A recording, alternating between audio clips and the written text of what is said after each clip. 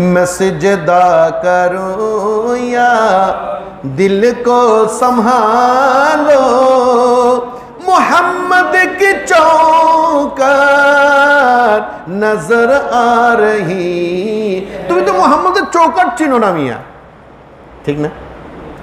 চৌকাট, তুমি চৌকাট খুঁজতা, তুমি সেখানে খুঁজতেছো কোথায় দোয়া, কোথায় দোয়ার স্থান? কোথাও না, সবজ গম্বুজের দোয়ার স্থান। জীবনে কখনো আলহাজ ওসমান জুন নুরাইন পড়েছেন কিতাবে? পড়েছেন? ওমর বিন খাত্তাব, আলহাজ আবু বকর সিদ্দিক পড়েছেন? উনারা আলহাজ লিখেন না মিয়া, উনারাই এই হজকে হাজিদের জন্য হজ বানিয়েছেন। আজকে উনারা আলহাজ নয়, আপনি কোত্থেকে এসে আলহাজ হাজি বলে নিজেকে দাবি করছেন?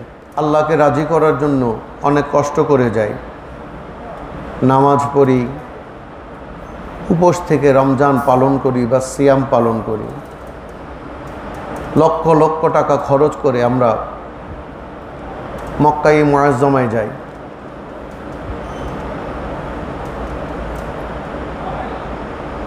আমরা হজ করি, অনেক টাকা খরচ করে আমরা গরু কিনি, ছাগল কিনে, মহিষ কিনে, যার তৌফিক যতটুকু আছে তা দিয়ে আমরা কোরবান করি। কেন করি? যদি প্রশ্ন করা হয় কেন করি, অনেকে উত্তর দিবে আল্লাহ বলেছেন তাই করছি। এমন অনেক মানুষ আছে যারা আজকে অতীতকে ভুলে গিয়ে অনেকে সালাফি হয়েছেন, কে স্ট্যান্ডার্ডিটি হয়েছেন, বিভিন্ন স্ট্যান্ডার্ডিটির কারণে যেন তেন করে ইমামকে অনুসরণ করছেন। তারাও বলবেন যে আল্লাহ বলেছেন তাই করছি। কখনো এই কথা বলতে শুনিনি যে আমি আল্লাহর সন্তুষ্টির জন্য করছি, আমি আল্লাহর মহাব্বতের জন্য করছি, আল্লাহকে রাজি করার জন্য করছি। যদি তাই বলে থাকে সেখানেও গলদ রয়েছে।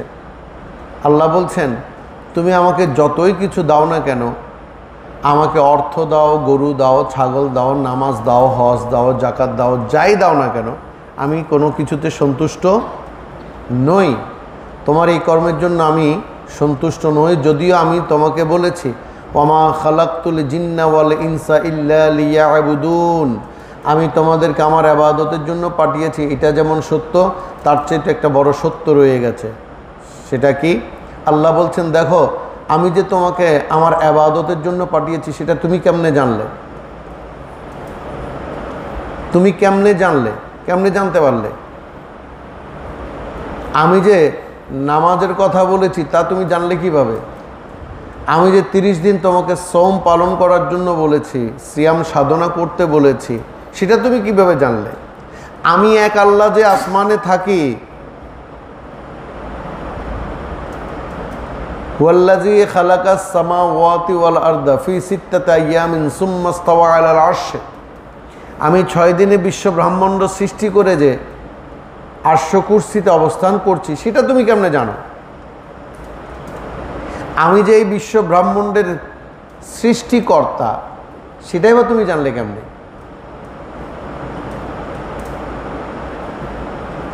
আমি যে তোমাকে এক ফোঁটা বীর্য থেকে মনুষ্যত্বে পরিণত করেছি সেটা কিভাবে জানলে?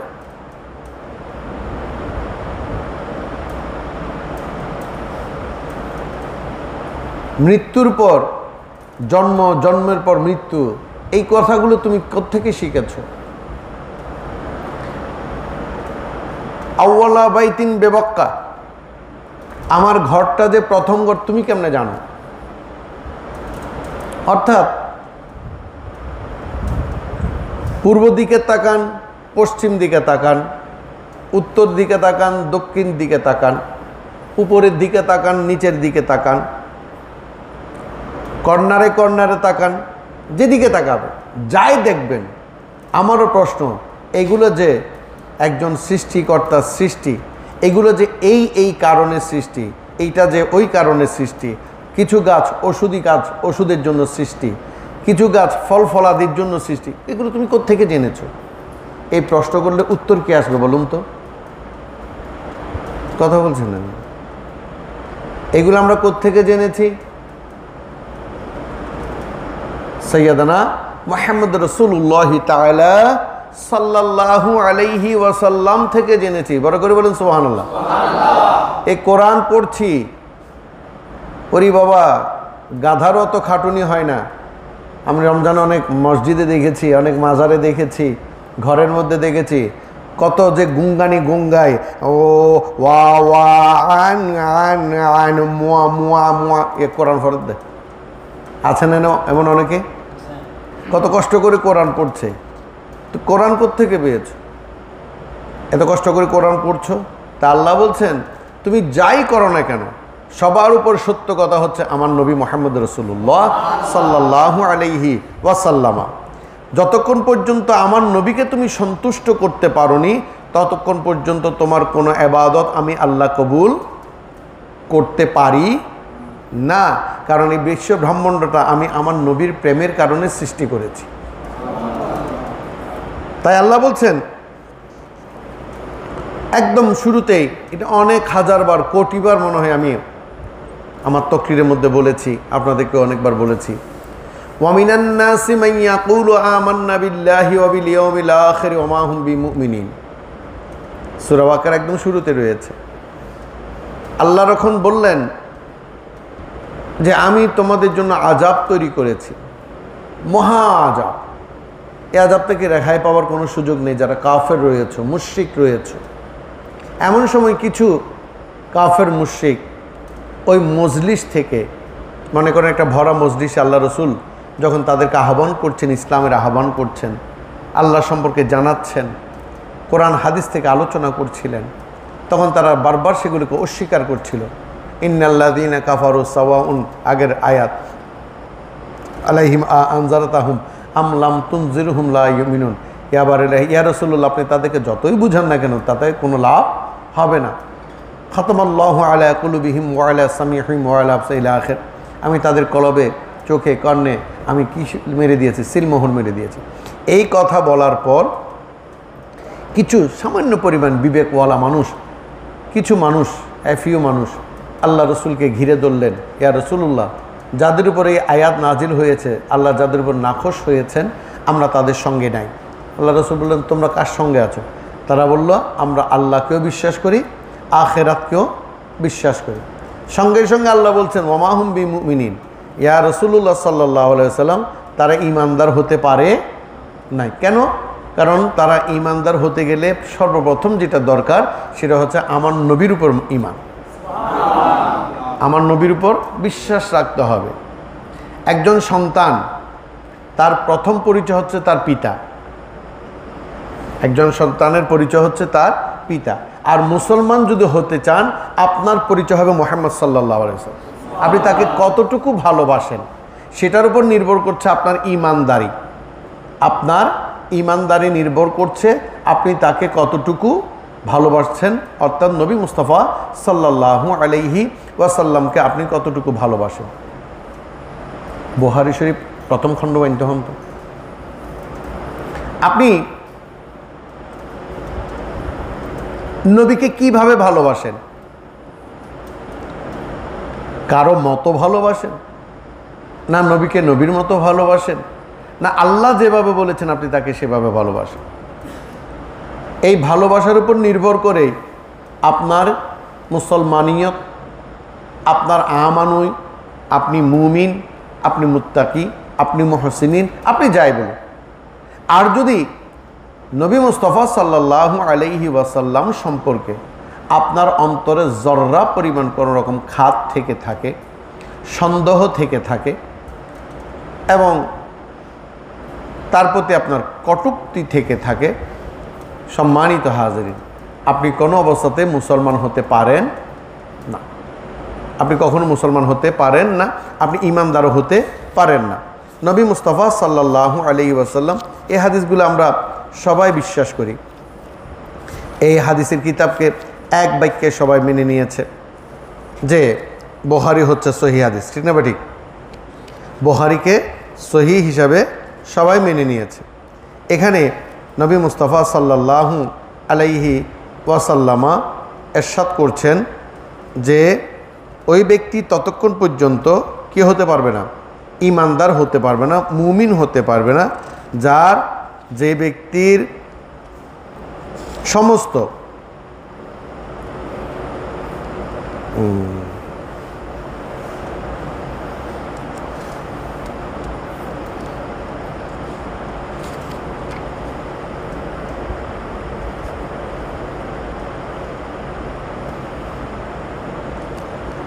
حدثنا أبو اليمين قال حدثنا شعيب قال حدثنا أبو الزناد عن العراج عن أبي هريرة رضي الله تعالى عنه أن رسول الله صلى الله عليه وسلم قال فوالذي نفسي بيده لا يؤمن أحدكم حتى أكون أحب إليه من والده وولده بارك الله سبحان الله আমরা আরবি বুঝি না, তাই আমরা সুবহানাল্লাহ বলি নাই, কিন্তু এটা বাংলাটা আপনি অনায়াসে বুঝতে পারবেন।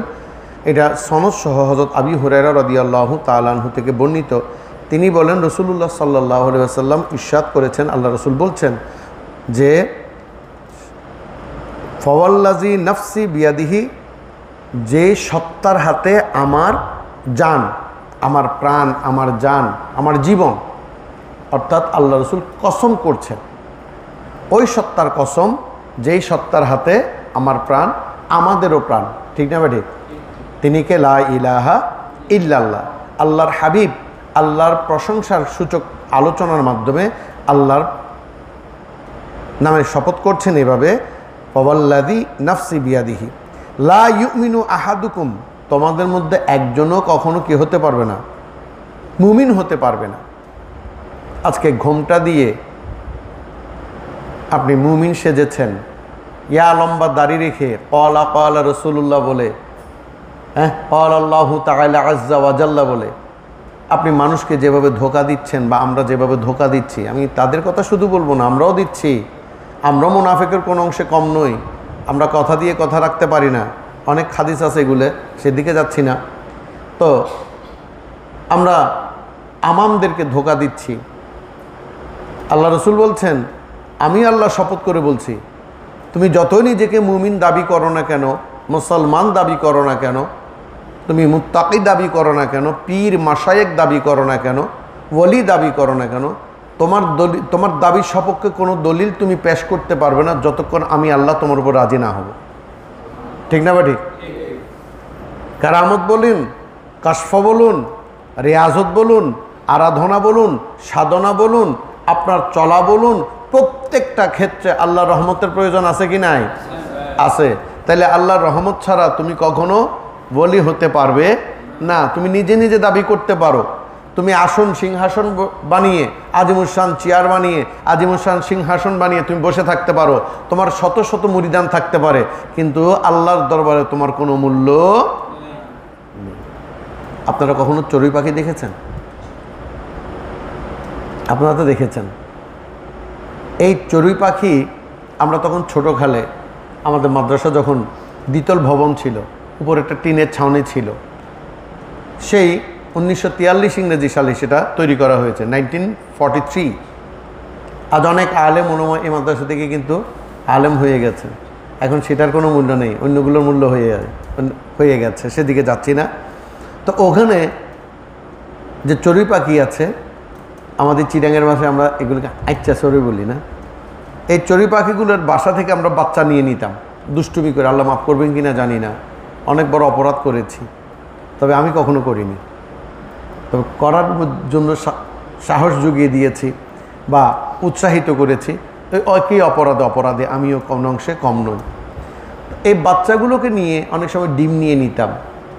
এই বাচ্চাগুলো নিয়ে আবার যখন ওই ঘরের পাশে রাখতাম, ওই চড়ুই পাখিটা কিন্তু আর বাচ্চাটাকে গ্রহণ করতো না, ঠিক না? সেটাকে সে ফেলে দেয়, কারণ মনুষ্যর ছোঁয়া লেগেছে।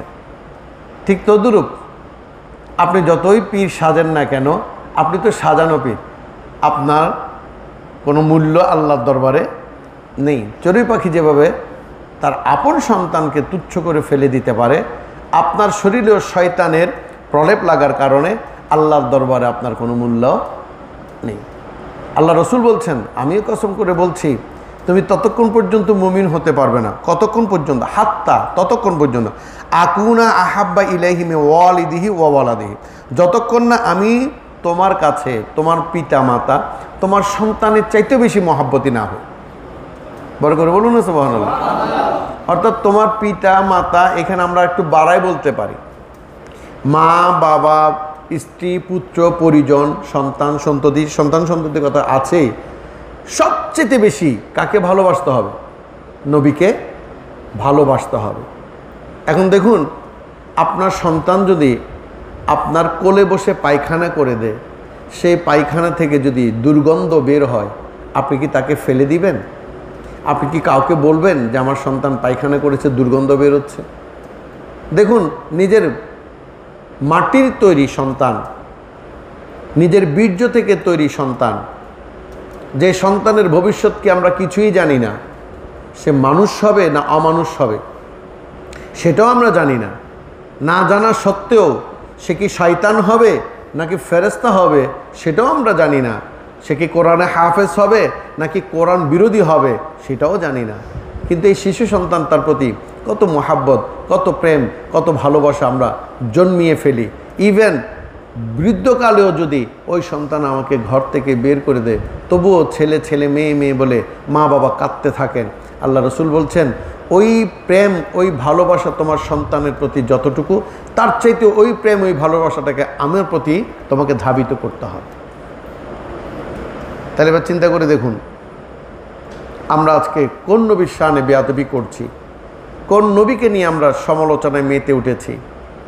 এক প্রকার বলতে গেলে আমি দেখেছি, আমি অনেক সময় আমার ছবি তুলতে দেই না, আমি পছন্দ করি না, তবু মানুষ ছবি তুলে, মানুষ সেগুলো দেখা যায় অনেকের বলতে শুনেছি ফেসবুকে ছেড়ে দিচ্ছি ইত্যাদি ইত্যাদি। যাক, কিন্তু কেন ছবি তুলতে দেই না? দেখলাম এই ছবি, বিয়ের ছবি বা প্রোগ্রামের ছবিগুলা বাসায় বসে বসে দেখছেন স্বামী, স্ত্রী, বাচ্চা, ভাই বোন সবাই মিলে।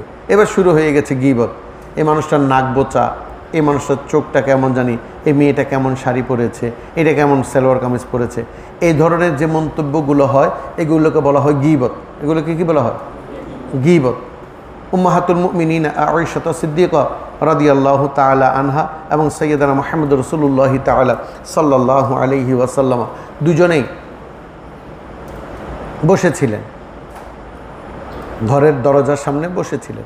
এমত অবস্থায় একজন রমণী, একজন মহিলা ইয়া লম্বা ওড়না পরে মাটিতে ছেঁচড়িয়ে ছেঁচড়িয়ে সে হাঁটছিল। এমন সময় উম্মাহাতুল মুমিনিনা আয়েশা সিদ্দিকা রাদিয়াল্লাহু তাআলা আনহা বলে উঠলেন, ওমা, এই মহিলাটা দেখানোর জন্য বা বেশি দেখানোর জন্য এই ওড়নাটা পরেছে। এই কথা বলার পর আল্লাহর হাবিব বললেন, আয়েশা তুমি থুতু ফেলো। একবার নয়, তিনবার থুতু ফেলালেন। তিনবার তিনি দেখলেন থুতুতে রক্ত। বললেন, ইয়া রাসূলুল্লাহ, আমার থুতুতে রক্ত কেন? বললেন, তুমি মরা মানুষের মাংস খেয়েছো, অর্থাৎ তুমি গীবত করেছো। অথচ আহামরি কিছু বলেনি, শুধু ওড়না নিয়ে কথা বলেছে। তাহলে দেখা যাচ্ছে আমরা প্রতিদিন কত মানুষের, মরা মানুষের রক্ত খাচ্ছি। আর তার চাইতে বড় রক্ত খাচ্ছি আজ আমরা ঘোমটা টেনে দিয়ে, এটাকে কী বলে, হাজিরুমালের ঘোমটা টেনে দিয়ে, ইয়া লম্বা দাড়ি রেখে রসুলের শানে পর্যন্ত আমরা গীবত করছি। ঠিক না? বা ঠিক? তাহলে আর আমরা ঈমান কোথায়? আমাদের ইসলাম কোথায়?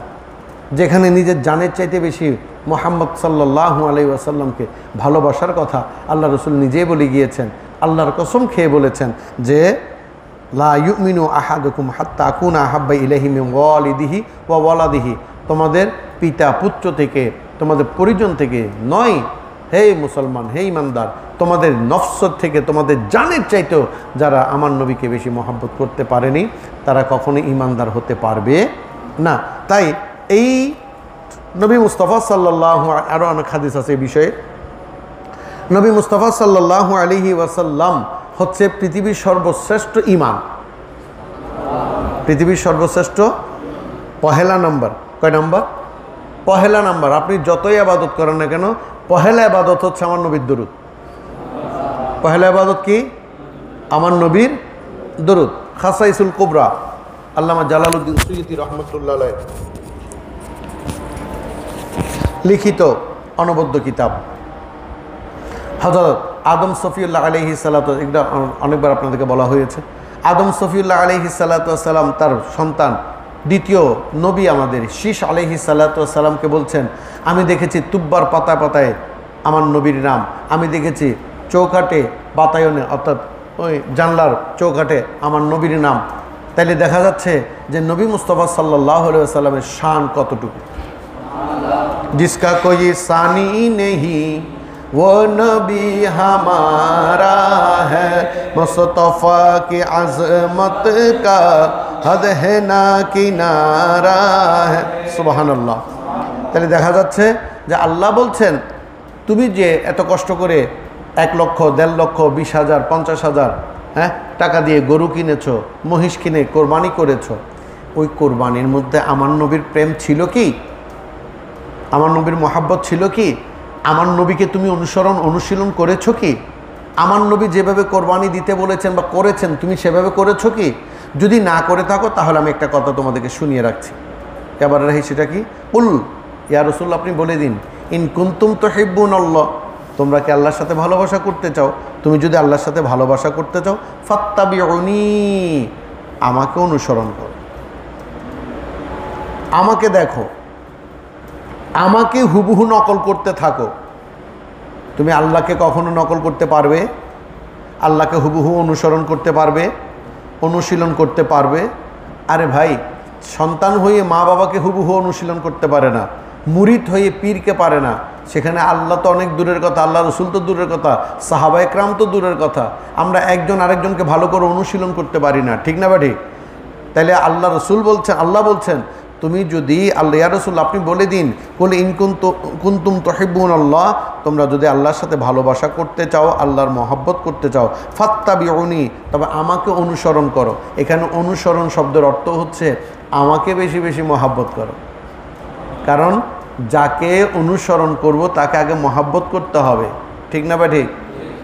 মনে করুন স্কুলের মধ্যে 12 জন টিচার থাকে, বাংলার একজন, ইংরেজির একজন, অঙ্কের একজন, ড্রয়িংয়ের একজন, আছে না, কেরাতের একজন, নাহু সরফের একজন, জুমলা সরফের একজন, মিজানুর মুনসাহেবের একজন, থাকে না? বিভিন্ন ডিপার্টমেন্টের বিভিন্ন টিচার থাকে। দেখা যায় এক একজন ছাত্র এক একজন টিচারকে খুব বেশি ভালোবাসে। সব ছাত্র কিন্তু একজন টিচারকে কখনো ভালোবাসে। অনেক ছাত্র আছে ক্লাস টিচারকে ভালোবাসে না, যিনি নাম ডাকেন আমরা তাকে ক্লাস টিচার বলি। আবার অনেকে বলেন, ভাই মাশাল্লাহ আমাদের অঙ্কের স্যার অনেক ভালো। আরেকজন বলে, ধর স্যারটাকে আমার ভালো লাগে না, আমার ইংরেজি স্যারকে ভালো লাগে। আরেকজন বলে, ধর ইংরেজি স্যারটা কেমন জানি, প্রনাউন্সিয়েশন ঠিক নাই, আমার বাংলা স্যারকে ভালো লাগে। তাহলে দেখা যাচ্ছে একই ক্লাসে 40 জন ছাত্র বা 60 জন ছাত্র কখনো একজন টিচারকে পছন্দ করে না।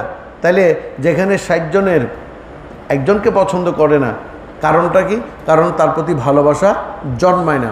কিন্তু যখনই 60 জন ছাত্র একসঙ্গে একজনকে ভালোবাসে, একজন টিচারকে ভালোবাসে, দেখা যায় ক্লাসের মধ্যে ওই টিচারের ক্লাসটা ভালো করে করে, মন দিয়ে শুনে, এবং বাসায় এসে সেটাকে প্র্যাকটিসও করে, বাসায় এসে সেটা প্র্যাকটিসও করে। আপনি দেখবেন ছোট ছোট ছেলে মেয়ে যারা নার্সারিতে পড়ে, প্লেতে পড়ে, বা 1-এ পড়ে, 2-তে, 3, 4, 5-এ পড়ে, তারা স্কুল থেকে এসে ছোট ভাইদের সাথে ওই টিচারটার মতো নকল করে, এই দুষ্টুমি করবা না, লেখা এনেছো, হোমওয়ার্ক করেছো, ক্লাস ওয়ার্ক করেছো, কি বাবা তুমি এভাবে কথা বলছো কেন? বলে, মা আমাদের স্কুলের মধ্যে একজন টিচার আছেন যাকে আমি খুব ভালোবাসি, উনি এভাবে কথা বলেন, আমি ওনার মতো টিচার হব।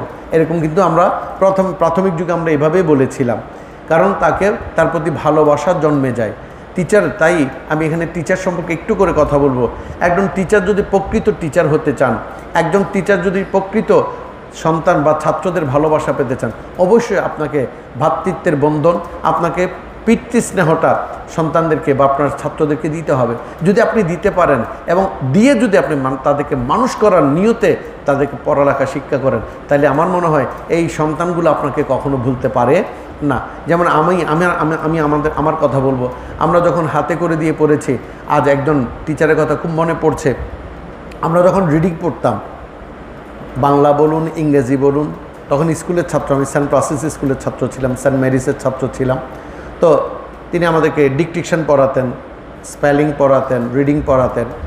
তো তখন রিডিং পড়তাম, রিডিং পড়তে পড়তে মনে করুন একটা পড়ছি যে কি বলবো, আল্লাহ তাআলা ইরশাদ করেন, হে ঈমানদারগণ, তোমাদের মধ্যে কেউ যদি তার দিন ধর্ম থেকে ফিরে যায়, মুরতাদ হয়ে যায়, আল্লাহ সত্তর এমন কোনো সম্প্রদায়কে ঈমান ইসলাম গ্রহণের তৌফিক দান করুন। এই যে রিডিংটা পড়ছি, তো এই রিডিংটা পড়ার সময় দেখা যায় আমরা অনেকেই করি সেটা। আল্লাহ তাআলা ইরশাদ করেন, হ্যাঁ ঈমানদার, এই একটা শব্দ বলি না, তো এই যখন বলতাম, যদিও তিনি সনাতনী আমাদের টিচার ছিলেন, হিন্দু টিচার ছিলেন, আমাদের পান্না টিচার, জানি না তিনি আমার এই বক্তব্য কখনো শুনবেন কি না। আমরা তাকে এখনও গভীর শ্রদ্ধাভরে স্মরণ করি। আমি স্মরণ করি যিনি আমাদেরকে হাতে খড়ি দিয়ে কোরআন তেলাওয়াত শিখিয়েছেন, আলিফ বা শিখিয়েছেন। আজকে কোরআন শরীফ শিখতে পেরেছি। তিনি হচ্ছেন হযরতুল্লামা জনাবে মাওলানা আব্দুল নুসা সাহেব কাবলা মাদ্দাজিল্লুল আলী, যিনি বর্তমানেও এটার নাম হচ্ছে বাংলাদেশ ব্যাংক কলোনি স্কুলের মধ্যে হেড মাওলানা হিসেবে আছেন। এই দুজন আমাদেরকে, আর অনেক টিচার ছিলেন, কাউকে আমরা ভুলিনি, কিন্তু এই দুজনের অবদান খুব বেশি। আজকে আপনাদের সাথে এভাবে কথা বলতে পারার অবদানটা হচ্ছে পান্না টিচার। আমি এবং আমার বোন দুজনেই তার কাছে পড়েছি। আর যেই ভুলে শুদ্ধে যে কোরআন পড়তে পারি বা যে কোরআন তেলাওয়াত করা শিখেছি, সেটা হচ্ছে হযরতুল্লামা জনাবা মাওলানা আব্দুল নুসা সাহেব কাবলা মাদ্দাজিল্লুল আলীর কদম বসে অনেক মার খেয়েছি এই উচ্চারণগুলো শেখার জন্য। তাইলে দেখা যাচ্ছে যে আমরা কখনো তাদেরকে ভুলিনি, কারণ তাদেরকে ভালোবেসে ফেলেছি। তাদেরকে যদিও আজকে আমাদের পেটের জন্য, পেটের দায়ে হয়তো ব্যস্ততার কারণে তাদের সাথে সাক্ষাৎ করতে পারি না বা দেখা হয় না, কিন্তু কখনো অন্তর থেকে তাদেরকে বুঝতে পারিনি। তাদেরকে এখনও ভালোবাসি, কারণ তাদের ভালোবাসা শিখতে হয়ে আজকে এইটুকু পর্যন্ত এসেছি। তাই আমিও টিচারদের বলবো, এইভাবে যদি আপনারা আপনাদের সন্তানদেরকে, আপনাদের ছাত্রদেরকে ভালোবেসে শিক্ষা দেন, সেটা কখনো যেমন ভুলতে পারে না। আমার এখনও মনে পড়ে হাট্টিমার টিম টিম, সে কখন পড়েছি, আর কখনো বইতেও দেখিনি এই ছড়াটা, এখনও মুখস্থ হয়ে রয়ে গেছে, কারণ সেটা আমাদেরকে পড়িয়েছেন। তাইলে সম্মানিত উপস্থিতি, কথাটা এই কারণে বলছি যে যাকে ভালোবাসা যায় না তাকে অনুশীলন করা যাবে, অনুকরণ করা যাবে, অনুসরণ করা যাবে না। তার প্রতি একটা সন্দেহ থেকে যায়, একটা সন্দেহ থেকে যাবে। মনে করুন আমি একজনকে ভালোবাসি না, সে আমার সাথে রাফ বিহেভ করে, অসুন্দর কথাবার্তা বলে। এখন তাকে নিয়ে যদি আমি রাঙ্গুনিয়া যেতে চাই, পাহাড় দিয়ে যখন যাব, সে যদি বলে ভাই এই রাস্তাটা ভালো, তবু আমার সন্দেহ লাগবে, মনে হয় সে আমাকে বিপদে ফেলতে চাচ্ছে, ঠিক না? তাইলে এমনই অনেক মানুষ আছেন, এমন অনেক মুসলমান রয়েছেন যারা দেখছি নবী মুস্তাফা সাল্লাল্লাহু আলাইহি ওয়াসাল্লামের শানে বেয়াদবি করছেন। অতএব তারা কীভাবে আবার আমাদেরকে হেদায়েত করতে পারে? ঠিক না বাটে? তারাই তো আমাদেরকে বিপদে ফেলছে, তারাই বিপদে ফেলছে।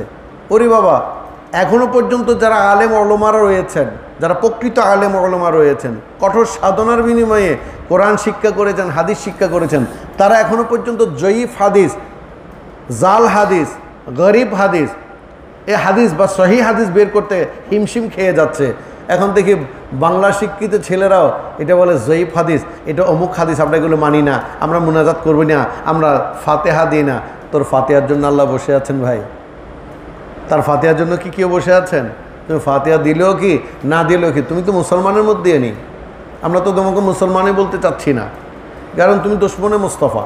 দুশমনে মুস্তাফা কখনো মুসলমান হতে পারে না। তা আল্লাহ বলছেন, তুমি যদি আমাকে ভালোবাসতে চাও, আমার ভালোবাসা পেতে চাও, ফাত্তাবিউনি, আমি নবীকে, ওখানে আল্লাহ রসুল নিজেকে বলছেন ফাত্তাবিউনি, আমি নবীকে বেশি বেশি কী করো, ইয়া মুতাকাল্লিম একটা রয়েছে, আমি নবীকে অনুসরণ করো। কারণ আল্লাহ বলছেন বিসমিল্লাহির রহমানির রহিম, ওয়ামা আতাকুমুর রাসূলু ফাখুযুহু ওয়ামা নাহাকুম আনহু ফান্তাহু।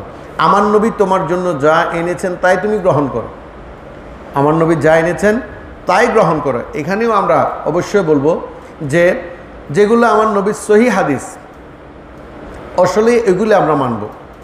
এটা কিন্তু কথাটা আহলে হাদিসের কথা নয়, এটা হচ্ছে সুদী সমাজের কথা, জ্ঞানী সমাজের কথা। রসুলের পর যে হাদিসগুলো আমাদের সামনে উপস্থাপনা করা হয়, সেগুলো আমরা হাদিস কেন বলবো? সেগুলো আমরা সাহাবা ইকরামের কৌল বলতে পারি, তাদের আদর্শের কথা বলতে পারি। সেগুলো হাদিসে আনাটা কতটুকু যুক্তিসঙ্গত, এই প্রশ্নটা আমি আজকের এই ভিডিও বার্তার মাধ্যমে সকলের কাছে রেখেছি, কারণ সেটা নিয়ে আমাদেরও কনফিউশন রয়েছে। যদি আমি এখনও বিরোধিতা করছি না, কারণ বিরোধিতা করার জন্য যথেষ্ট দলিল দলাইল প্রয়োজন। ওই দলিল দলাইল যেহেতু আমার নেই, আমার একটা প্রশ্ন হচ্ছে, আমরা হাদিস শরীফে পড়েছি আল্লাহ রসুলের বাণী, আল্লাহ রসুলের মনসম্মতি, আল্লাহ রসুলের কর্ম, আল্লাহ রসুলের বক্তব্য, আল্লাহ রসুল যেটাকে পছন্দ করেছেন, এগুলোকে হাদিস বলা হয়।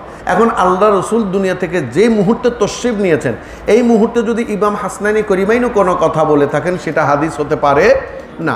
আমার বিশ্বাস হচ্ছে সেটা হচ্ছে হাসনানী করিমাইনের কৌল, সেটা হচ্ছে হাসনানী করিমাইনের কৌল। যেমন উম্মাহাতুল মুমিনিনা আয়েশা সিদ্দিকা রাদিয়াল্লাহু তাআলা আনহার একখানা কৌল আমরা বলতে পারি। তিনি একবার দুর্ভিক্ষ হয়েছে, দুর্ভিক্ষ হওয়ার পর সবাই গিয়ে উম্মাহাতুল মুমিনিনা আয়েশা সিদ্দিকা রাদিয়াল্লাহু তাআলা আনহার দরবারে গেলেন। আপনারা দেখুন হাদিসটা কিন্তু স্পষ্ট, এই হাদিস, এটাকে আমরা হাদিস বলে থাকি, স্পষ্ট। সেখানে গিয়ে বললেন যে ইয়া মা বা উম্মাহাতুল মুমিনিনা, খরাল হয়েছে, প্রচণ্ড রোদ, বৃষ্টি হচ্ছে না, পশু পাখি পর্যন্ত অনাহারে মারা যাচ্ছে, শুকিয়ে যাচ্ছে জলের কারণে বা পানির কারণে, আমরা কি করতে পারি? তখন উম্মাহাতুল মুমিনিনা আয়েশা সিদ্দিকা রাদিয়াল্লাহু তাআলা আনহা বললেন, যাও রসুল মকবুল সাল্লাল্লাহু আলাইহি ওয়াসাল্লামের রওজা আকদাসের ছাদটাকে উল্টিয়ে ফেলো, সুবহানাল্লাহ, ছাদটাকে তুলে ফেলো। রোদটা যদি, রোদের তাপটা যদি রসুলের রওজা আকদাসে লাগে, আল্লাহ রাব্বুল ইজ্জত বৃষ্টি দিবেন। তাহলে দেখা যাচ্ছে এটা তো হাদিস নয়, কারণ উম্মাহাতুল মুমিনিনা আয়েশা সিদ্দিকা আমাদের মা, তিনি নবী নন, তিনি ওলি হতে পারেন না, তিনি ওলিদের সম্রাট মানি, কিন্তু তিনি তো নবী নন। এখন এটাকে আপনি কেন হাদিস বলছেন? এটা আপনি বলতে পারেন এটা আয়েশা সিদ্দিকা রাদিয়াল্লাহু তাআলা আনহুর কওল। এভাবে অনেক বিষয় নিয়ে আহলে হাদিসরা আমাদের সাথে বিরোধিতা করছেন। আমিও বলছি, এখানেও আমারও একটা আপত্তি রয়েছে বা আমারও একটা চিন্তার বিষয় রয়েছে। এটা নিয়ে আপনারাও গবেষণা করবেন এবং আপনাদের মধ্যে যাদের সাথে ভালো আলেমের সাথে আপনাদের সুসম্পর্ক রয়েছে, তাদের সাথেও আপনারা আলোচনা করতে পারবেন যে আমরা সব সাহাবিকে মানবো, এমন কথাও আল্লাহ রসুল কিন্তু বলেননি। আল্লাহ রসুল বলেছেন, আমার পরে তোমরা খোলাফায়ে রাশিদিনকে অনুসরণ করিও, এবং কিছু কিছু সাহাবিকে তিনি ভালোবেসেছেন, স্পেশাল ভালোবেসেছেন, সেটাও আল্লাহ রসুল বিভিন্ন হাদিসের মাধ্যমে বলেছেন। তাহলে আপনারা কেন জোর করে আমাদেরকে সবার উপর চাপিয়ে দিচ্ছেন? এই বিষয়টাকেও আমরা সবার কাছ থেকে জানতে চাচ্ছি। গালিগালাজ করবেন না, গালিগালাজ করা তো ডোমের কাজ। আপনি, এটা হচ্ছে উমাইয়া বংশের কাজ। আপনি যদি শিক্ষিত মহান হয়ে থাকেন, যে কোনো আমি তো ফেসবুক ইউজ করি না, আমাদের ছেলেরা ফেসবুক ইউজ করে, আপনি দলিল দলাইল সম্মত আমাদেরকে সেগুলো দেন, অবশ্যই আমরা মেনে নিতে বাধ্য, কারণ এত বছর মেনেছি, আসলে এগুলো ছাড়তেও কষ্ট হচ্ছে। কিন্তু এগুলো হাদিস বলতে কেন জানি এখন সবাই ইতস্তত করছে। এমত অবস্থায় আমাদের সুন্নি ছেলেরাও সেগুলো নিয়ে যখন আলোচনা করছেন, তারা আপনাদেরকে ছেড়ে বা সুন্নিয়ত ছেড়ে কোথায় চলে যাচ্ছে? আহলে হাদিস বা বিভিন্ন দল উপদলে চলে যাচ্ছে, কারণ আপনারা সঠিক উত্তর দিতে পারছেন না। তাই আমরা সেগুলোকে যদি কৌল বলি, অসুবিধাটা কোথায়? আর সেগুলো যে হাদিস, তার প্রমাণই বা কী? এটাই হচ্ছে আমাদের মূল প্রশ্ন। তাই আসুন আজকের এই মুক্তসর আলোচনা থেকে আমরা এইটুকু জেনে নিব যে আমরা যাই করি না কেন, এটা নামাজ বলুন, রোজা বলুন, হজ বলুন, জাকাত বলুন, যাই করি না কেন, আমরা কেন করব? যেন আমার নবী খুশি হন। কেন করব? আমার নবী যেন খুশি হন। কারণ আমরা সেই কাজগুলো করব নবী যেভাবে করেছেন সেভাবে, ফাত্তাবিউনি, তাকে আমরা অনুসরণ করব। তা ইয়া রাসূলুল্লাহ সাল্লাল্লাহু আলাইহি ওয়াসাল্লাম, আপনি যে বললেন, আল্লাহ আপনাকে বলতে বলেছেন যে আল্লাহর ভালোবাসা পেতে গেলে আপনাকে অনুসরণ করার জন্য, আপনাকে ভালোবাসার জন্য। তা আপনাকে ভালোবাসলে আমার লাভ কি? লাভ থাকতে হবে না? আল্লাহ বলছেন, ইয়া রাসূলুল্লাহ, এই প্রশ্ন তারা করার আগে আমি উত্তর দিয়ে দিচ্ছি। ইউহিব্বুকুমুল্লাহ, তোমরা যদি আমার নবীকে অনুসরণ করো, আমার নবীকে মানার মতো মানো, জানার মতো জানো। নবী, ওরা তোমায় না চিনিলে তোমার কি আসে যায়, আমরা তোমায় না চিনিলে তোমার কি আসে যায়, সারা জাহান তোমারি নূরি চরণে লুটাই, সারা জাহান তোমারি নূরি চরণে লুটাই। বলুন ইয়া রাসূলুল্লাহ, ইয়া হাবিবাল্লাহ, বলুন ইয়া রাসূলুল্লাহ, ইয়া হাবিবাল্লাহ। আমরা যদি নবীকে নাও চিনি, কিছু যায় আসে? তারাও চিনছে না, তাতে কিছু যায় আসে না। রবির রওজাতে আপনি যাই আর না যাই, আপনি যান আর না যান, নবীর রওজাতে আপনি কোথাও জিয়ারতের স্থান খুঁজে পাবেন না, কারণ আপনার সেই প্রেম নেই। আর আমরা যারা গোলামে মুস্তাফা বলে দাবি করি, আমরা নবীর ওই রওজায়ে আকদাসে যাইতে হয় না, আমরা এখান থেকে বুঝতে পারি কোন কিয়ামের মাধ্যমে নবীকে রাজি করা যায়। ঠিক না? আমরা এখান থেকে বুঝতে পারি। আপনি কাছে গিয়ে বুঝতে পারতেছেন না। আপনার এত বেশি কোরআনের জ্ঞান, এত বেশি হাদিসের জ্ঞান, যার কারণে আল্লাহ রাব্বুল ইজ্জত আপনাকে আবু জাহেল বানিয়েছে। আবার কি বানিয়েছেন? আবু জেহেল বানিয়ে দিয়েছেন। আমরা অল্প জ্ঞান দিয়ে বুঝতে পারি, আমরা অল্প জ্ঞান দিয়ে বুঝতে পারি যে মদিনায় যাওয়ার যেহেতু তৌফিক আমার নেই, আমরা নামাজে হোক, হাঁটতে হোক, বসতে হোক। একদম প্রশ্ন করেছেন যে আহলে বাইতের নাম কখন স্মরণ করব? ভাই, আহলে বাইতের নাম আপনি নামাজে স্মরণ করুন, মুনাজাতে স্মরণ করুন। আহলে বাইতের নাম ধরে কখন মুনাজাত করলে আল্লাহ দোয়া করবেন? আরে ভাই, প্রত্যেকটা কাজে আপনি এই পাক পঞ্চতনের নাম দিয়ে আল্লাহর কাছে দোয়া করুন, আল্লাহ আপনার দোয়া কবুল করবেন। তখন কয়টা বাজে সেটা কিন্তু কোথাও লেখা ছিল না। আদম সফিউল্লাহ আলাইহিস সালাতু ওয়াস সালামকে আল্লাহ তাবারক তাআলা আলাইহি ফাতালাক্কা আদম মির রাব্বিহি কালিমাতিন ইলা আখির যখন নাজিল করেছিলেন, ওই সময়টুকুর কথা কিন্তু সেখানে উল্লেখ নাই। সেখানে আছে ওই 5 জনের নাম ধরে যখন আল্লাহর কাছে তওবা করেছিলেন, আল্লাহর কাছে তওবা নয় দোয়া করেছিলেন আদম সফিউল্লাহ আলাইহিস সালাতু ওয়াস সালাম, সঙ্গে সঙ্গে আল্লাহ আল্লাহর দোয়া, ওই আদমের দোয়াকে কবুল করেছিলেন। সুবহানাল্লাহ। তাহলে আপনি যে কোনো মুহূর্তে, যে কোনো স্থান থেকে, যে কোনো সময় পবিত্রতা অবস্থায়, পবিত্র অবস্থায়, কারণ তারা পবিত্র সেটা কোরআনে ঘোষণা রয়েছে। তাই আপনি পবিত্র অবস্থায় যদি দোয়াটা করেন, অবশ্যই আল্লাহ আপনার দোয়া কবুল করবে। তাই এই নবী মুস্তাফা সাল্লাল্লাহু আলাইহি ওয়াসাল্লাম সম্পর্কেও আমাদের ঈমান থাকতে হবে যে আমার নবী মুস্তাফা সাল্লাল্লাহু আলাইহি ওয়াসাল্লামকে রাজি করাটাই হচ্ছে ইবাদত, রাজি করাটাই ইবাদত। ওই জন্য আল্লাহ বলছেন ইউহিব্বুকুমুল্লাহ, যদি তুমি আমার নবীকে রাজি করতে পারো, আমি আল্লাহ তোমাকে ভালোবাসো। দেখা যায় প্রত্যেকটা আল্লাহর ওলি নবীকেই কি করেছেন? রাজি করেছেন। এখন প্রশ্ন হচ্ছে, মানলাম তোমার নবীরেও রাজি করলাম বা তোমারও মহাব্বত পেলাম, আমার একটা লাভ হইতে হবে না? সবটা তোমাদের জন্য হলো। তখন আল্লাহ বলছেন ওয়ায়াগফির লাকুম যুনুবাকুম ওয়াল্লাহু গফুরুর রহিম, আমি তোমার জীবনের সমস্ত গুনাহ মাফ করে দেব।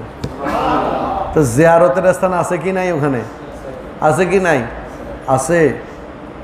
জিয়ারতের স্থান কোথায় আছে? আমার নবীর নাম ধরে দোয়া করলেই জিয়ারত।